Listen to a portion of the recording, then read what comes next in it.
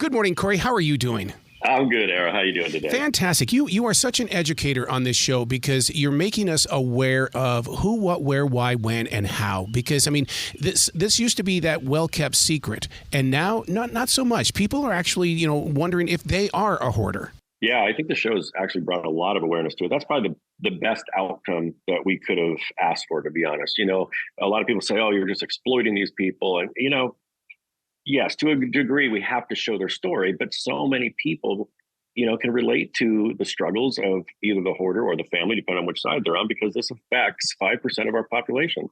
If 5% of our population are hoarders, that means about 95% of our population is dealing with one. So I love the fact that so many people are aware, not only that this problem exists to such vast numbers, but also that there are a lot of resources that are ready to help them. And what's really neat here is that you really kind of open up my eyes as to the definition of a hoarder. What about these people with storage garages and things like that, where they go to the storage shed? And my wife called it a storage hoarder. When they go to these different buildings and things like that. I mean, aren't there several different layers of it? Yeah, you kind of broke up there, but I understand kind of the question about, storage and stuff. The problem with storage is, and the reason we don't use it on the show is because I know these people will never go visit their stuff. They'll never get their stuff out of storage, and it's just another monthly drain on them. So usually when we see storage and multiple storage containers, it's because their house is completely full. And so then they'll do a clean out and they'll put it all in storage and they'll fill their house up again. We just worked with a well-known movie star, to be honest, in LA, who has 16 storage units throughout the country and a full mansion. So we just got their home emptied, and now Friday we just did one of their storage units, and it's heartbreaking to sit back and watch, for sure. It's not about money, it's not about status. This thing affects everybody. Yeah, and I was going to ask you about that. Those, when you step into a home and they refill. To me, it reminds me so much of when people, go pay off their credit cards. Well, they're just going to start buying again. And don't people do that? It's in their own homes. You can go in there and clean it out. But if you come back in 6 months, are you going to see it all over again? Yeah. So of course, hoarding has a 97% recidivism rate. So 97 out of 100 are going to go right back to it if we only focus on cleaning out their house instead of helping them change the behavior. And so that's what we try to do is, we work with them to get into therapy, support groups, work with organizers, have a safety net in place that if people start to see clutter when they're visiting them, come back, we can cut it off before it becomes a problem. And then we can completely reverse it, but they have to follow along with this plan in order to succeed. Now, one of the things that I find fascinating about this, when you talk about the psychological effect, I know that, because we have that fear because we've been married for 31 years that we're hoarders. But so we're doing this thing. We read about this thing called the Swedish death cleaning. The emotional connection, dude. I know what we're going through. I can't imagine what you go through when you step into someone else's life and have to deal with this. Yeah, that's where the psychology comes in. Honestly, I don't have a degree. I never went to school for it, but man, you learn fast. And after 28 years of working side by side with them, you learn what works.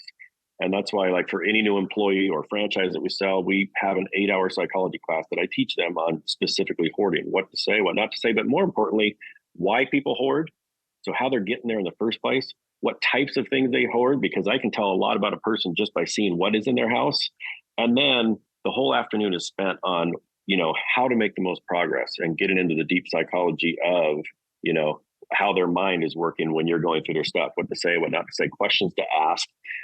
That's the fascinating part for me is truly the psychology behind these people, because they're so different. They really are. And you can't come at them with a template that you follow to make success. It won't work. Right. One of the things that I've always kind of thought in the back of my mind is, what does it smell like? When you walk into a house, I just can't imagine. Because even paper, if they're collecting books and things like this, there's still a scent to that paper. Yeah, I'd like to say they're all unique, but they're not. Some might be, but for the most part, it just smells like, dust and stagnant air. And then you go to the animal houses, and animal houses smell a certain way. You go to a house that has rodents, and right away because you pick up on that smell. So there's like 10 different degrees of smells coming from a hoarder's house, and you'll kind of pinpoint each one. Oh, this one has mold in it. I can smell the mildew. Or that's another just fascinating thing that over time you just you can almost identify what's underneath all the layers just by the odor. So what have you done that's changed you? In other words, each one of the stories has got to be just an open book for you to take great notes and kind of just identify with what's going on so you can help people beyond the TV show. Yeah, absolutely. Like I said, this 8-hour psychology class that I give is 100% based off people that I've worked with. I've never gone and sat on a lecture where I listened to an actual psychologist talk. I learned just from working with them. And every hoarder I work with, there's a takeaway. Because like I said, they're so unique and so different that every single one, you have to work with in their own unique way. And that's the biggest challenge and the most rewarding part of what I do. I don't care who you are, how smart you are, what you've done in your life, how difficult you're going to be. I am up for that challenge. And, I embrace it because that's the victory for me, is getting them past whatever their hangups are. Is hoarding hereditary? In other words, if I'm going to be a hoarder, so are my kids? Yeah, absolutely. There's an abnormality in the frontal lobe of the brain, and there's something on chromosome 14 that gets passed down from generation to generation. And we see it. We see it in a lot of people. So a lot of the hoarders we go on, they have a first-degree relative that also hoards. God, I would love to go through your notes. I honestly do. I'm a writer, so I just the way you break things down just fascinates me in the greatest ways. Yeah, it's a fascinating disorder, and I think that's why it has such a huge following. I really do. It's so unique, but so prevalent. So that's what's so weird and when I go train code enforcement officers, that's what I tell them. I say, look, you can knock on 100 doors, and yes, they're all going to be full of stuff, but that person standing in front of you, they're so unique that you cannot bring out your clipboard and start doing check boxes. You're never going to make progress. And that's why they're on your caseload for 10, 20 years, because you don't get that. Wow. A&E, so I man. try to train them. A&E is your platform. And here you go with another season. Once again, I'm just so proud of you that you have made we as a generation aware of what's going on and what we can do to help our own families. Yeah, thank you so much. I really do appreciate that. And watch Monday night at 9:00. It's a doozy. I can't tell you more than that, but it's one for the record books for sure. Excellent. Well, you be brilliant today, okay, sir? Thank you. You too. Thank you. Have a great day out there in nature. I wish I was with you. Oh, it's gorgeous out here, dude. I bet.